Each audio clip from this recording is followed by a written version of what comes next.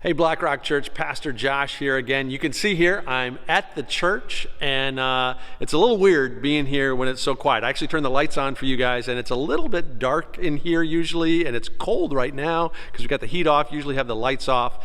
And, you know, normally this is a place that is just filled with so much excitement and energy and loud and worship, and so it's kind of strange to be here when it's quiet, but the great news is, while there may not be anyone in this church building, we're hearing so many reports of how God is moving in the church, which is you, right where you are, in your neighborhoods, in your homes, in your communities. And so what we want to do is share a little bit of what's going on here at the church. And I just walked into the Next Steps room. You might recognize this room. Maybe you did a class in here. Maybe you went to open houses in here and got to know the church. But we've got some great things going on with Black Rock right now, and wanted to share a little bit of what that's going on with you. Now, one of the newest things we're doing is we really want to support our frontline workers.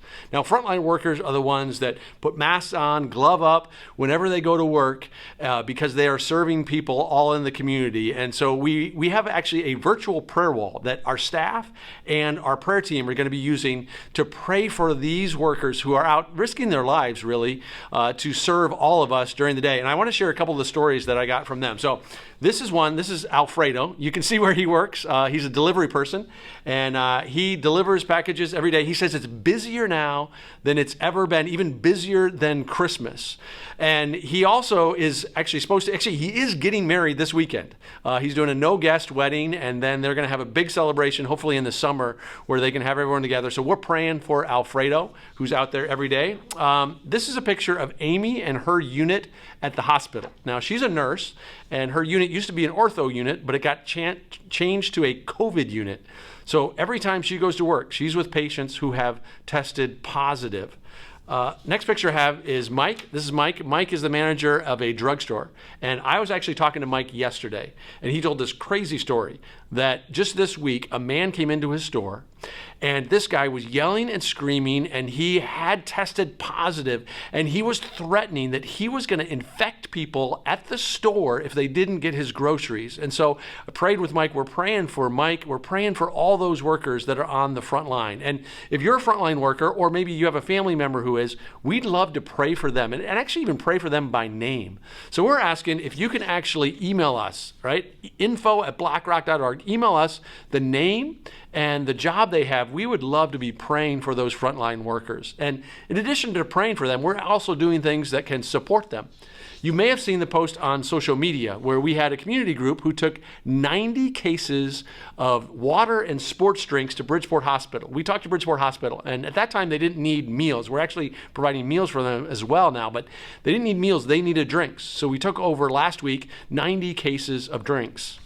This week, one of our pastors, Stephen Johnson, he is a chaplain for the Trumbull, Shelton, and Stratford EMS, and he actually took them food as well, took all of those departments' food. He's actually going to be doing that twice a week, so we are supporting those. He also is providing emotional and spiritual support for them as well. So we are praying for and supporting our frontline workers who are just doing great things for our community.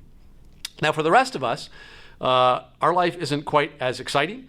In fact, many of us are stuck at home, and for some of us that is very difficult.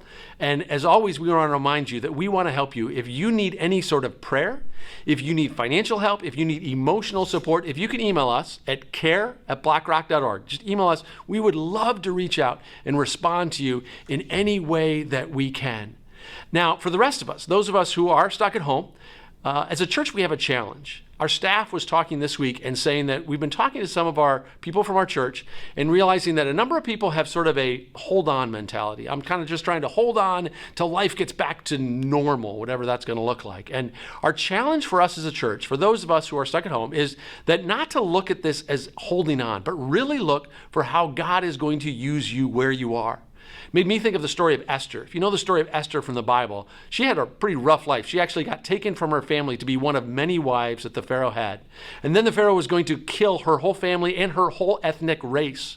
And she didn't just try to hold on. She realized that God had put her in the place that she was in for such a time as this. And we believe that God has put all of us in the place that we are in. And so you may ask, well, how do I get used by God? Well, I'm so glad you asked, because that's what we're all about as a church. In fact, we have 4 words that we talk about regularly that talk about what it means to put ourselves in a position, because that's really what we can do.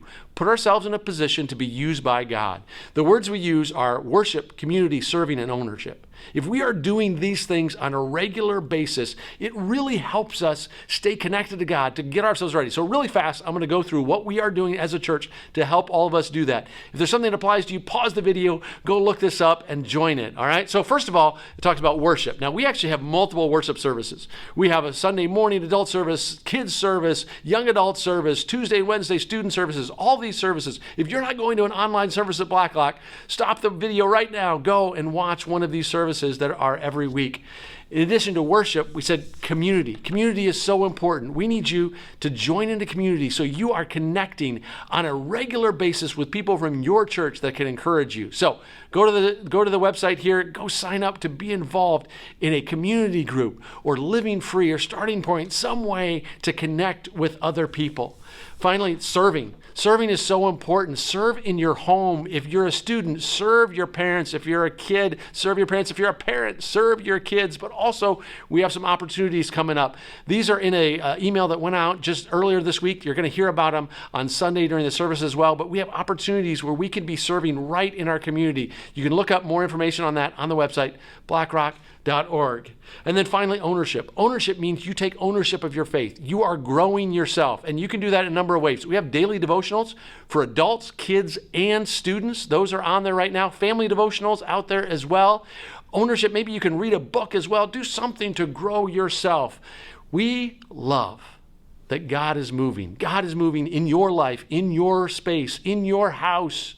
We are praying for our frontline workers. We're praying for all of us that we can seize the opportunity, know that God put us in a place that we're in so we can be used by Him.